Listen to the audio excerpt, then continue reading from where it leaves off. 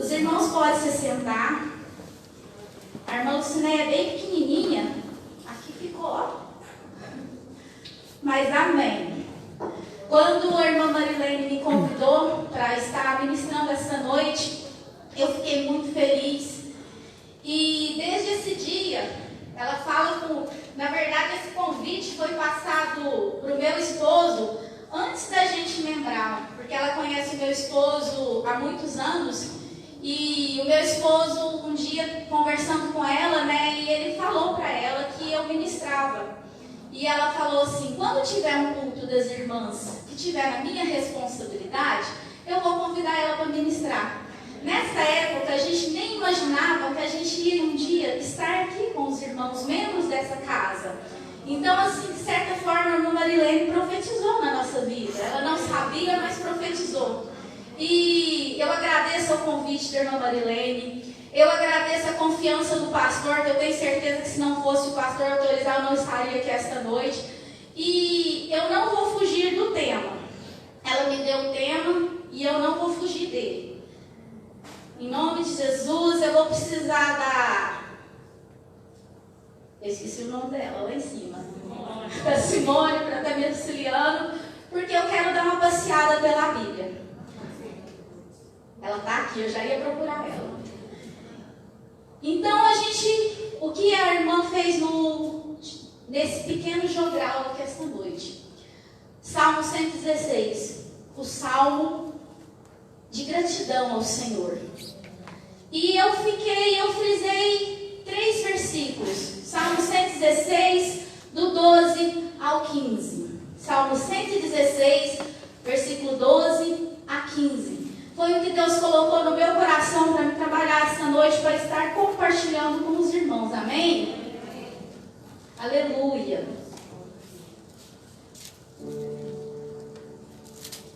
Eu vou estar lendo aqui Salmo 116, do 12 ao 15. Aleluia. Que darei ao Senhor por todos os benefícios que me tem feito? Tomarei o cálice da salvação, invocarei o nome do Senhor, pagarei os meus votos ao Senhor na presença de todo o seu povo. Preciosa é a vista do Senhor, a morte dos seus santos. Aleluia. Esse salmo, nesse versículo, justamente nesse versículo, na verdade esse salmo é toda uma gratidão do salmista. Mas nesse versículo ele está fazendo uma autoanálise, é uma pergunta que ele faz para si: o que eu darei ao Senhor? O que nós daremos ao Senhor por tantos benefícios que Ele tem feito nas nossas vidas? E naquele dia, eu acredito que o salmista estava vivendo dias de angústia. Mas ele perguntou porque ele sentia a necessidade de dar algo ao Senhor em gratidão àquilo que Deus tinha feito por ele. Porque ele se sentia grato pelas bênçãos que o Senhor tinha feito para ele. Só que ele não via nada físico ou terreno que ele pudesse dar ao Senhor. E eu creio que aquilo afligia ele. E hoje em dia a gente fica pensando: o que a gente pode fazer para o Senhor em gratidão a tudo que o Senhor tem feito nas nossas vidas? Porque o que o Senhor tem feito nas nossas vidas é muitas coisas. Às vezes a gente tem a mania de assimilar bênçãos do Senhor com coisas materiais. Mas muitas das vezes não é. Muitas das vezes o levantar, o respirar, o cuidado de Deus com o nosso sustento, a nossa família, a nossa saúde. Porque nos dias de hoje, por mais que teve alguns irmãos dessa casa que pegou essa doença, o Senhor tem cuidado, o Senhor tem abençoado, tem sustentado. Então mesmo nesses dias difíceis, o Senhor não nos deixa. O cuidado, Ele sempre tem cuidado da gente. Ele não deixa de cuidar de nós. E o salmista, ali naquele momento, ele pergunta para o Senhor: o que darei eu? Eu imagino que aquela aflição dele, porque ele queria fazer algo para o Senhor. E ele não via nada. Não tinha ouro, não tinha prata, nada que ele pudesse dar ao Senhor que pagasse o que o Senhor tinha feito para ele. E eu me coloco nesta noite no lugar do salmista. Porque o que eu posso fazer para o Senhor? Porque Ele me deu um benefício que é o maior de todos. E esse é impagável.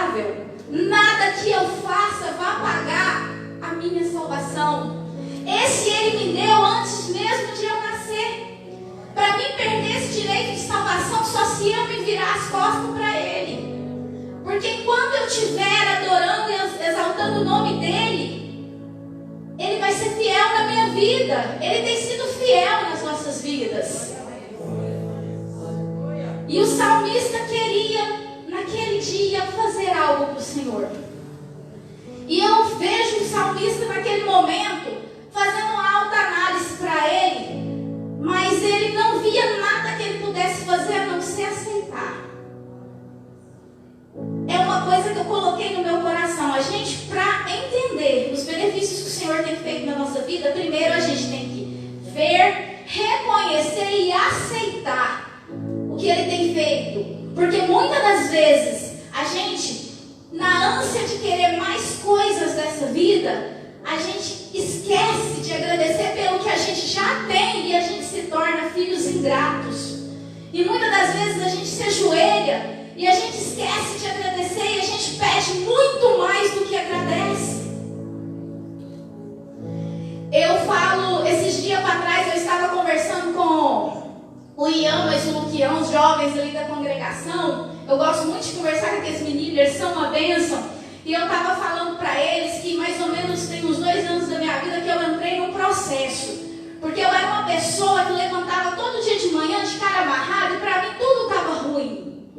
E eu acordei um dia e falei, Deus, eu vou mudar isso na minha vida.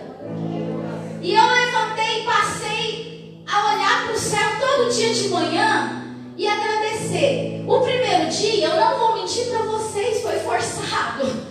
A gente costuma com aquela ingratidão no coração, que a gente acostuma com aquilo. O ser humano, ele acostuma com as coisas. E a primeira vez foi forçado. Só que com o passar dos dias, eu acordava e olhava para o céu, independente se tinha chuva ou se tinha sol, tudo estava bonito. Porque o Espírito Santo vai trabalhando na nossa vida e vai retirando tudo quanto é tranqueira que às vezes está aqui dentro e atrapalha a gente de ver as coisas bonitas e coisas grandes que o Senhor faz pela gente. Eu parei para observar que muitas das vezes a gente... Existem muitos que vivem um evangelho de troca, um relacionamento de troca com o Senhor. Eu vou jejuar em troca disso, eu vou orar por isso, eu vou fazer uma campanha de 7 dias por isso.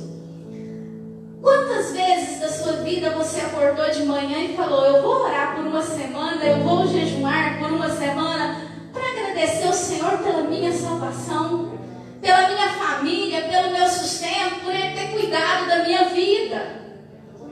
Então a gente, muitas das vezes, a gente vai deixando isso para trás. A ingratidão, o ser humano, ele é ingrato. O povo de Israel é um exemplo bíblico.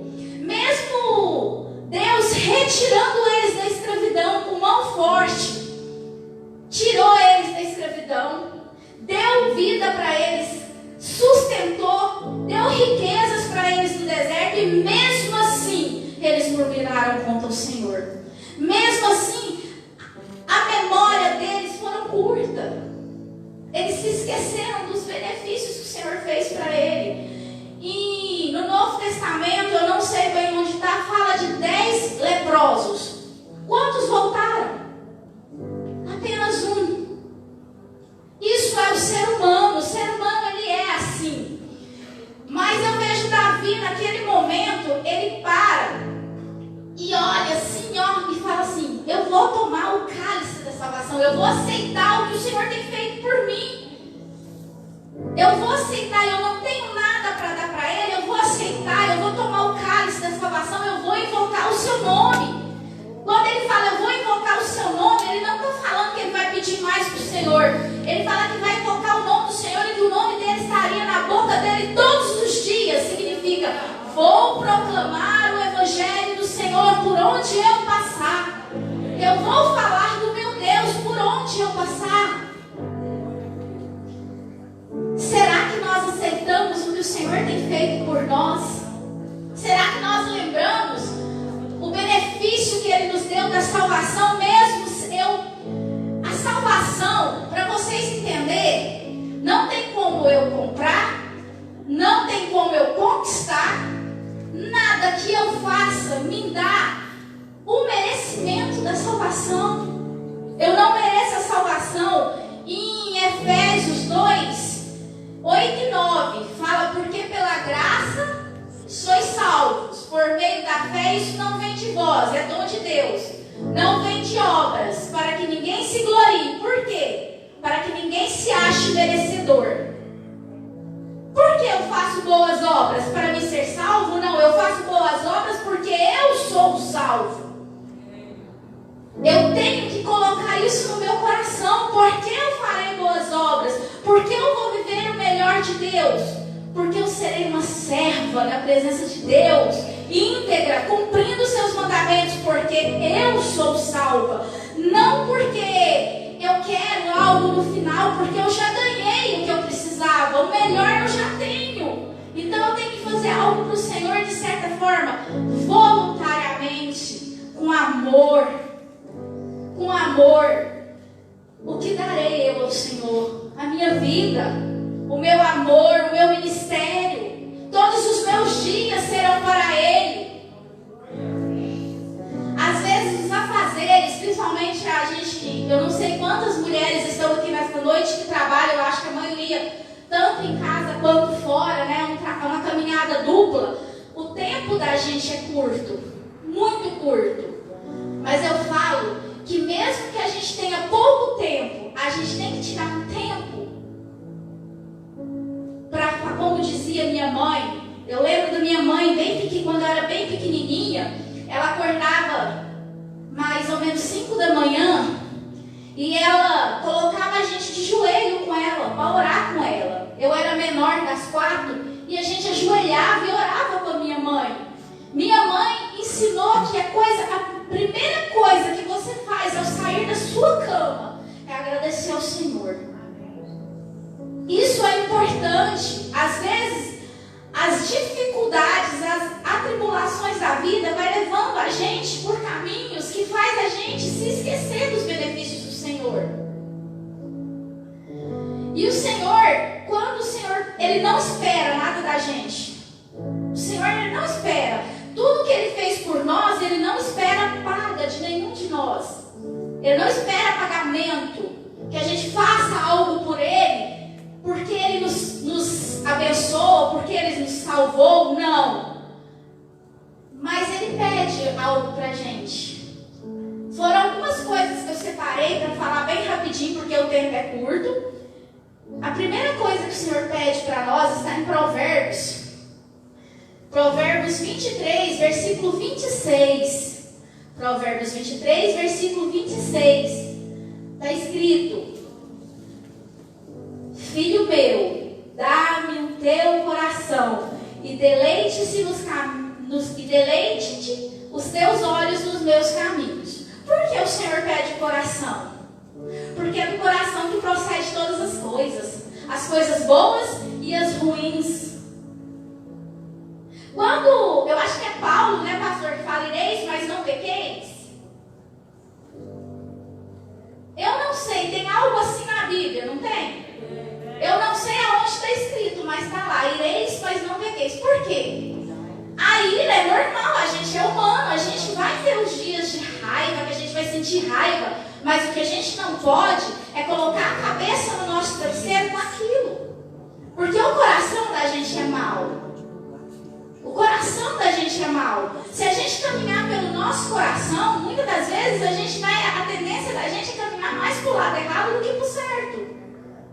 E o Senhor pede o nosso coração. Por quê? Se a gente faz uma entrega total do nosso coração para o Senhor, automaticamente os caminhos do Senhor vão ser agradáveis aos nossos olhos. Se a nossa entrega for pela metade, os caminhos já não serão mais tão belos. Por quê? Porque o nosso coração vai estar dividido e muitas das vezes ele vai estar envolvido com as coisas do mundo, com as coisas que não agradam o Senhor, e a gente vai ficar dividido. Na Bíblia diz que a gente não pode servir a 2 senhores. Eu tinha separado esse versículo, mas não precisa ler, os irmãos conhecem. A Bíblia diz: a gente não pode servir a 2 senhores. Então a gente não pode dividir o nosso coração. Ou a gente é de Deus, ou a gente serve o mundo. Porque a gente não pode servir o Senhor e ao mundo ao mesmo tempo.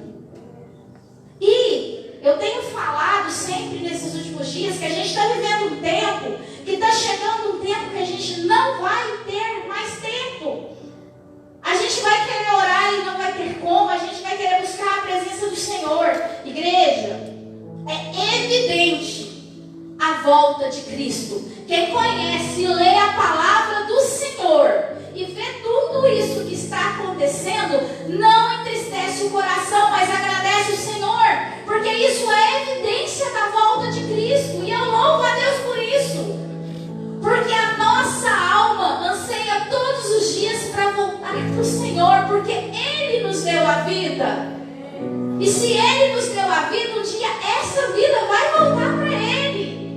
Então eu tenho que ansiar pelo céu todos os dias. Uma das coisas que o Senhor espera de nós é que a gente dê ao coração a Ele a nossa vida por inteiro. Por inteiro, porque Ele se entregou por inteiro naquela cruz. Ele não teve reservas. Ele não falou, eu vou até aqui no meu sacrifício de cruz. Não. Hora nenhuma Ele olhou para trás. Hora nenhuma ele disse que não. Ele foi lá, Ele passou tudo por amor a mim e a você. Um exemplo bonito que eu vejo na Bíblia foi Abraão. O único filho que ele tinha. Quando Deus pede Isaac para Abraão, hora nenhuma ele hesita. Ele fala, não vou fazer isso. Abraão, por mais que ele tivesse a certeza no coração dele que ele não iria sacrificar o filho dele, ele subiu e falou que voltaria com o filho dele. Mas eu tenho certeza que se nem na última hora o Senhor tivesse parado, ele teria desistido, porque ele era fiel ao Senhor. Ele tinha um coração íntegro para o Senhor. É um exemplo bonito que eu vejo na Bíblia, é Abraão. Continuando, outra coisa que o Senhor pede, está em Romanos 12, versículo 3. Rogo-vos, pois, irmãos, pela compaixão de Deus, que apresentei os vossos corpos como um sacrifício vivo, santo e agradável a Deus, que é o vosso culto racional. O Senhor espera que nós apresentamos ao Senhor com os nossos corpos como sacrifício vivo, santo, agradável a Deus. Por quê? Porque Ele espera que a gente se santifique todo dia. A Bíblia diz que sem a santificação ninguém verá o Senhor. Não adianta a gente caminhar para o Senhor de qualquer jeito. É o que a Bíblia nos ensina. O Senhor pede a nossa vida, o nosso coração. Ele pede o nosso corpo, para que a gente possamos andar na presença dEle. E eu vou acelerar. Irmã Marilene, eu passo por você na hora. Vou acelerar aqui. Continuando em Lucas 9, 23, 24, diz, se alguém vir após mim, negue a si mesmo, tome a sua cruz e siga. Pois quem quiser salvar a sua vida, perdê-la-á. Mas quem perder a sua vida por amor a mim, essa salvará. Vocês entendem essa parte aí, o tanto que é lindo? Quem se entrega totalmente para Jesus, ganha a vida. Se você entrega ao Senhor com reserva, você está perdendo o seu tempo. Muitas das vezes eu tenho mania de falar para o meu esposo, ou a gente serve a Jesus por inteiro, ou senão é melhor a gente parar. Porque a gente está perdendo o nosso tempo. E nós não podemos perder o tempo. Não é tempo da gente servir o Senhor de qualquer jeito. E essa palavra falou tão profundo no meu coração, que muitas das vezes a gente acha que a gente tem como agradecer ao Senhor, e a gente não tem como. E essa pergunta ardeu no meu coração desde o primeiro dia que a irmã Marilene falou para mim. O que darei eu ao Senhor? O que eu posso fazer para o Senhor para agradecer tudo o que Ele tem feito na minha vida? Ele tem feito tantas coisas na minha vida. Desde criança que eu acompanho, eu fui criada dentro da casa do Senhor, e eu tenho visto a mão do Senhor sobre a minha vida, sobre a vida dos meus, sobre a minha família. Então o Senhor é um Deus de promessa e Ele é fiel. E Ele sustenta as nossas vidas. Muitas das vezes você pode pensar, está demorando a minha bênção. Mas não está. É porque tudo é no tempo de Deus, na hora de Deus, Ele vai te abençoar. Quando Deus promete, quando Deus fala com você, Ele cumpre. Se foi Deus que falou, Pode passar o tempo, mas Ele vai cumprir porque Ele é fiel.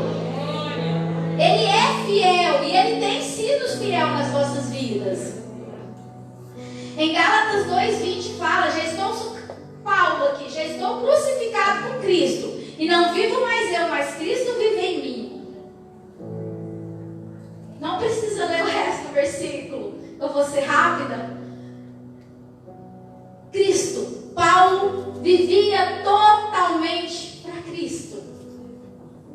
Se você for ver a história de Paulo, é outro exemplo a ser seguido. Porque Paulo seguiu a linha de raciocínio do salmista. Ele tomou o cálice da salvação. Ele perseguia cristãos. A partir do momento que ele aceitou a Cristo, ele mudou tudo na vida dele. Ele simplesmente passou a se entregar totalmente para Jesus.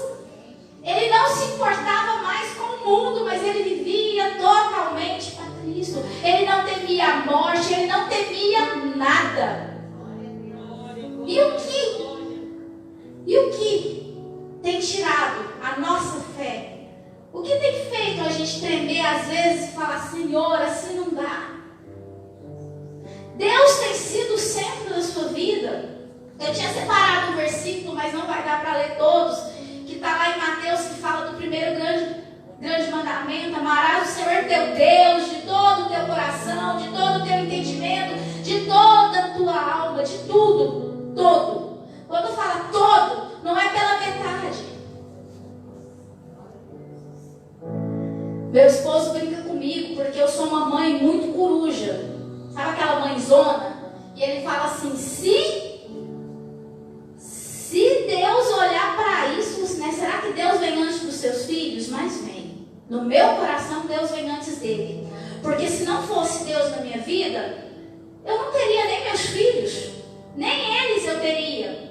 Porque eu falo que os meus filhos, eu já contei a história para a irmã Elisângela, não vou contar hoje aqui o testemunho porque é muito longo, mas os meus 2 filhos, se estão hoje comigo, é porque Deus devolveu a vida para eles. Eles são um milagre vivo do Senhor na terra.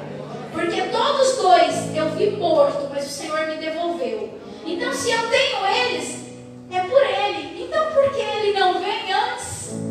Por mais que eu ore, eu lute pela vida dos meus filhos, Deus vem antes na minha vida. Deus vem antes de tudo. E é isso que Ele quer. O amor, quando Deus fala, amar a Deus sobre todas as coisas. Quando diz todas, é todas.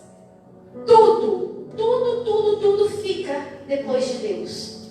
Eu falo que para nós que somos casadas, todas aqui é casada, menos ela, né? Todas aqui são casadas ou não? Eu falo que existe uma pirâmide. Vamos ver se o pastor vai concordar comigo. Se eu estiver errada, pode falar, pastor. Deus na pirâmide.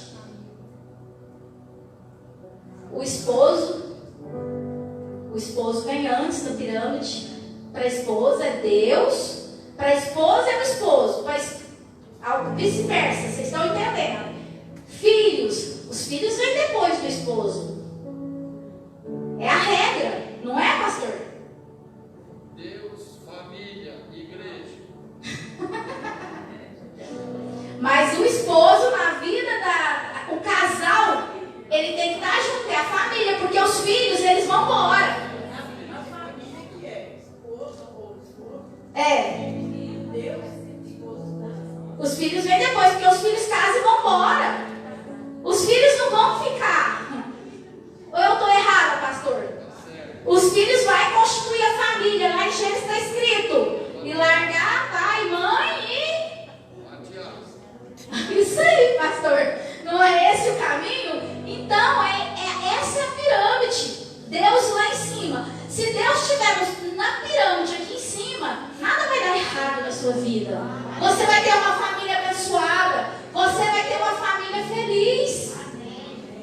E eu não vou falar mais. Vou fechar a palavra aqui rapidinho. Vou marcar os outros versículos para depois. Quem sabe um dia. Mas, para fechar, salmista perguntava: o que darei eu ao Senhor por todos os benefícios que me tens feito? E hoje, essa pergunta para a igreja.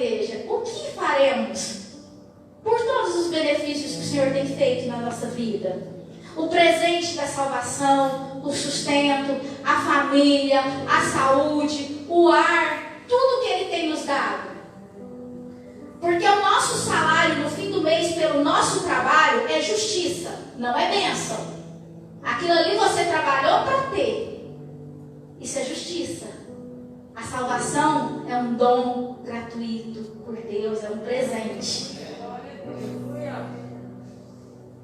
O salmista, ele fecha falando: tomarei o cálice da salvação, invocarei o seu nome, pagarei os meus votos. Quando ele fala pagarei os meus votos, ele está falando: cumprirei tudo que eu falar. Tudo que eu falar eu vou cumprir, eu vou honrar. Eu vou honrar a minha palavra. E o último versículo que fala aqui, que eu não vou estender nele: preciosa é a vista do Senhor na morte dos seus santos. Que é muito questionada, que o Senhor tem muito prazer na morte daqueles que servem o Senhor. Aí você fala: meu Deus, mas é. Por quê? Porque nós que servimos o Senhor, nós estamos salvos. A morte, como diz Paulo, para mim o viver é Cristo, morrer é lucro. Se nós estamos em Deus, a gente não teme a morte. A gente não pode temer a doença. A gente não pode temer a adversidade. A gente não teme as lutas. Por quê? Porque o Senhor estará conosco, nos abençoando todos os dias. Ele cuida de nós em cada detalhe. Eu tenho o costume de falar que o medo nos coloca fracos. O medo nos coloca, de certa forma, de joelho, mediante uma dificuldade. E nós esquecemos que o nosso Deus é muito maior do que tudo isso. Ele é capaz de mudar qualquer situação. A morte do ímpio, sim. Essa é preocupante. Mas de um justo, não. Todo justo que parte para a glória, ele está com o Senhor. Então nós temos que viver assim como o salmista fez. Vamos aceitar, tomar o cálice da salvação, viver uma vida íntegra na presença do Senhor. Eu ia terminar aqui, eu tirei 3 pontos, mas eu não vou entrar nessa parte. Que a gente tem que dar para o Senhor o que Ele espera que a gente dê a Ele, não por forma de pagamento, mas voluntariamente por amor a Ele. A nossa vida, que é o nosso coração, o nosso amor, a nossa gratidão e o nosso servir na casa do Senhor. Sermos servos do Senhor, mas servos que seja íntegro na presença dEle, que não envergonha o Evangelho lá no mundo, porque servir o Senhor dentro da igreja é uma coisa, mas servir o Senhor lá de fora é bem diferente. Muitas das vezes existem servos do Senhor que às vezes andando pela rua envergonham o Evangelho do Senhor. Que nós possamos servir ao Senhor, uma servidão íntegra, verdadeira e sincera na presença dEle, amém? Eu agradeço a oportunidade, a confiança, amém? Que Deus possa abençoar a vida das irmãs.